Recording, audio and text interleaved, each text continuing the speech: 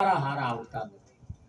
અને જે કંઈક મારી પાસે હતું એવું મેં ખેતીની અંદર રોક્યું, કઈ કમાણી કરી કર્યા વગર જે તો લાખ રૂપિયા મૂડી રોકું છું ત્યાં પણ 10,000 પાક એટલે નુકસાન જાય છે.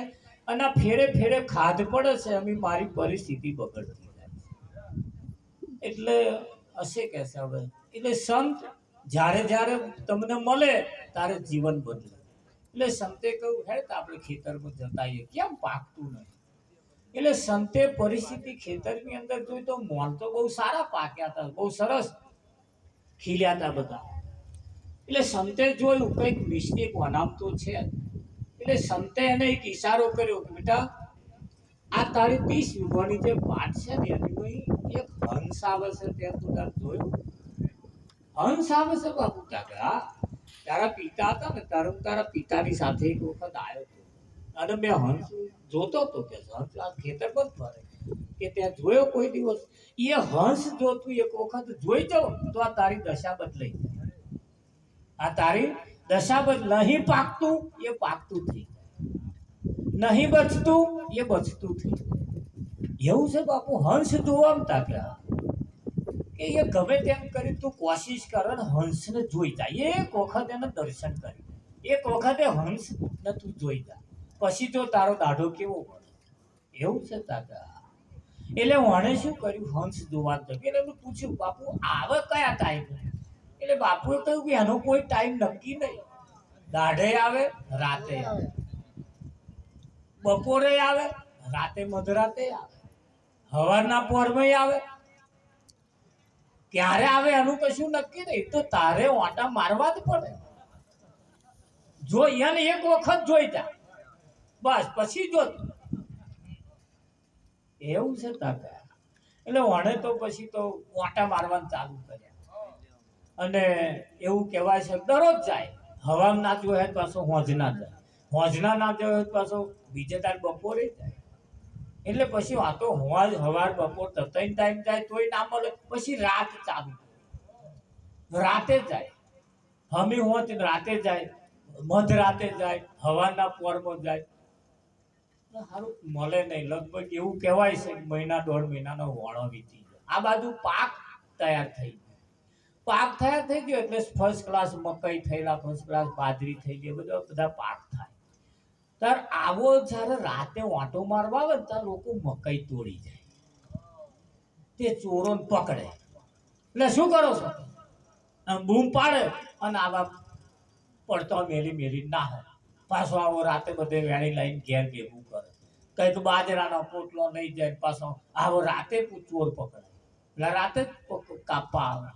આવા બધા રાતે આવે.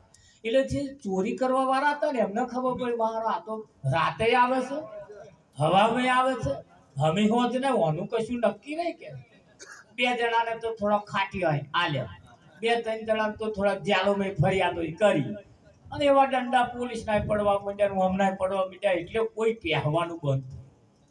પછી તો ધીરે ધીરે ધીરે વના પાક જે બગડતા હતા એ ભેળાતા અટકી ગયા. પછી તો પાક બચતો થઈ. આવી રીતે હંસ જોવાની લાઈમન 5 વર્ષનો વણો વીતી. અને પછી તો ભાઈ તો પેલો પાક જે જરા ઉતારા હારા નતા આવતા, જે હારું પાકતું નતું, જે બચત નથી થતી એ થવા માંડી. પછી તો ભાઈ જૂનું ટ્રેક્ટર હતું પણ નવું હોત લા. પછી દિવસે દિવસે દિવસે દિવસે એની પ્રગતિ થવા માંડી. એવું કહેવાય છે કે 5-6 વર્ષનો વણો વીત્યા પછી એ સંત જે હતા એ પાછા આયા. આવીને જોયું ત્યાં તો પેલા તો બાપુ આયા ને સીધો હોમો લોટ પેલી દંડવત પ્રણામ કરી, જય શ્રી કૃષ્ણ કરી, જય ગુરુ મહારાજ કરી, બોલાય લાયા. આગતા સ્વાગતા કરી, ચરણ વંદન કરી, તિલક વંદન કરી, નમન વંદન કરી, એમને જમાડી અને પછી જમવા બેઠા ને એટલે બાપુએ વિચાર્યું જમવામાં હારી 10-12 જાતની આઈટમ. એકદા કઢું ખીચડું મેલ્યું હતું. બાપુએ કહ્યું આ કંઈક થાળી બદલાઈ હોય એવું લાગે. એટલે થાળી બદલાઈ એટલે જમી રહ્યા પછી બાપુએ પૂછ્યું ભાઈ આ બદલાયું બધું? કે હંસના દર્શન થયા? બાપુ હંસની દર્શનની તો વાત જ ના કરે.